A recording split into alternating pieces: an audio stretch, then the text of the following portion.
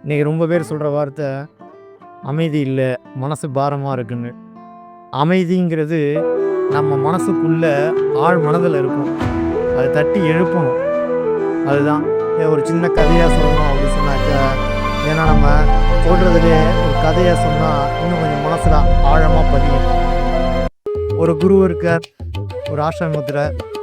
அந்த குருட்ட ஒரு சிஷ்யன் இருக்கான். அந்த சிஷ்யன் கேட்குறான், "குருவே, எனக்கு அமைதி வேண்டும். அமைதிக்கு நான் என்ன பண்ணணும்?" அப்படின்னு கேட்குறாரு. குரு ஒண்ணுமே சொல்லல. ஒரு டம்ளர் தண்ணி எடுத்தார். கொஞ்சம் உப்ப போட்டார். "குடி" அப்படிங்கிறாரு. குடிக்கிறான். உப்பு கரிக்குது. ஆமா, தண்ணீல உப்பு போட்டா கரிக்க தானே செய்யும். உப்பு கரிக்குது. "என்ன குருவே, நான் உங்கள்ட்ட அமைதிய பத்தி கேட்டா நீங்க தண்ணீல உப்ப போட்டு குடுக்குறீங்க" அப்படின்னு. குரு பேசாம இருந்தார். "நட என் முன்னாடி" அப்படின்னார். ஒரு நதிய காட்டுறார். நதியில அதே உப்ப போடுறார்.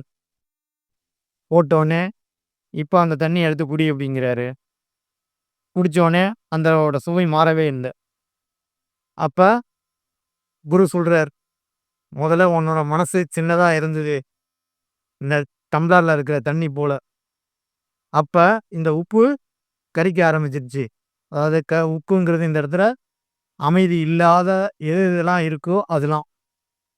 இப்ப இந்த நதி இருக்கு. உன் மனது விசாலமா ஆயிடுச்சு அப்படி சொன்னாக்கா, இந்த கஷ்டங்கிற உப்பு வெளியிலயே தெரியாது. கரைஞ்சு போயிடும்.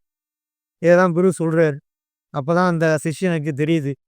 அது மாதிரி நாம அமைதிய நமக்குள்ளே ஆழ் மனசுல இருக்கும்.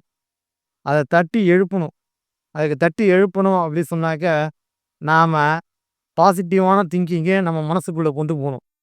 நெகட்டிவான திங்கிங்கை மனசுக்குள்ள ஏத்தவே கூடாது. நம்மள சுத்தி இருக்கிறவன் எல்லாருக்குமே பாசிட்டிவான திங்கிங் உள்ள ஆள் கூடயே நம்ம பேசணும்.